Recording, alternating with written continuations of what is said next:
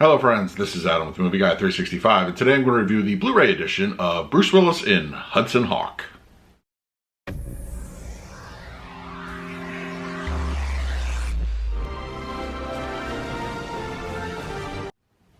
If you're new to the channel, please hit the like button, subscribe, hit that bell notification. I put out videos every single day. You can also find me over Twitter, Instagram, and Letterboxd at Movie Guy 365, as well as over at the Disney Magic Hour podcast. I'll put a link for that in the show description. All right, Hudson Hawk is here finally. So I was under the impression that it had been released at some time before, a long time ago, but I honestly could not find any history or any information that it was actually released. So to my utter shock, this is actually the first release we get here for the movie. I know this is definitely one of his more underrated ones. I always found it charming, so I'm anxious to get my hands on this one. Anyway, we're going to talk about the picture quality and the audio here, but first let's do a quick unboxing.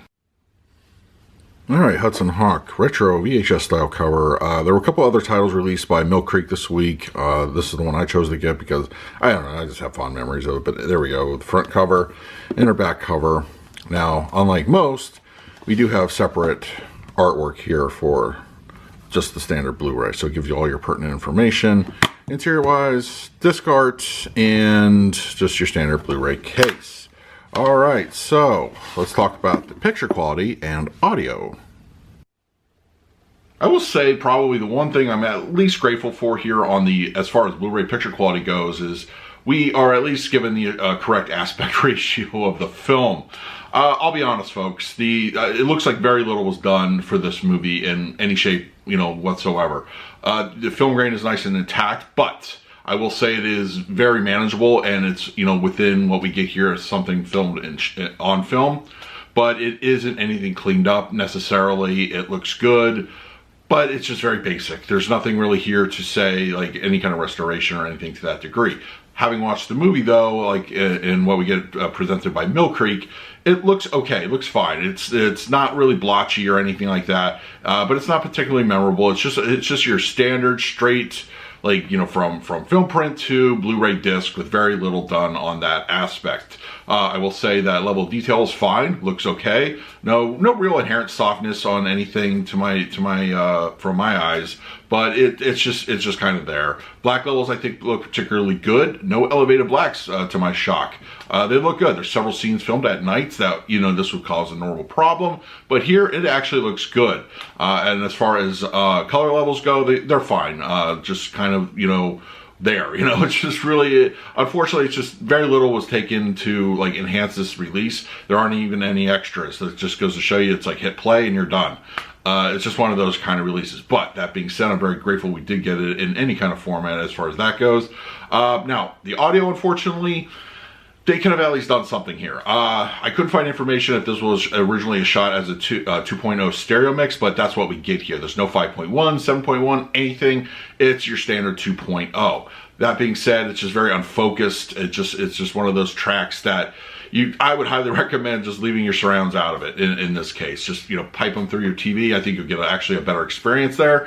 But if you do utilize your surround sound system, it's fine. Just make sure that it's not split through all your existing channels. It sounds horrible that way. Just make sure they're completely focused on your 2.0s up front, and that's really all you can get here. The center channel is not even, it doesn't even even a 3.0 honestly would have been fine here. No, but seriously, it just looks like it's just run of the mill 2.0. No extra attention to any kind of audio mix. So what we get here is just kind of, it's the most basic you can get other than a 1.0. I guess we could be at least thankful for that.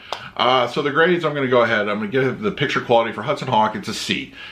While I feel it wasn't really given any kind of love or attention, I guess the inherent transfer from over film to Blu-ray, it at least doesn't look like it was marred too much. There isn't any kind of real deterioration. It's just your standard fare. It's fine. It's an actually pleasant looking picture. Audio-wise, unfortunately, it's a D. I think they could have at least given us something else, given us a little bit of love on the audio department, make us want to use our surround sound setup. I've seen a lot of catalog releases really kind of get the bare minimum, and this unfortunately is one of them. So if you're going in expecting a good audio mix, it's just not going to happen. 2.0 is what we get, and just use your TV speakers. Honestly, it's kind of a waste on the surround sound.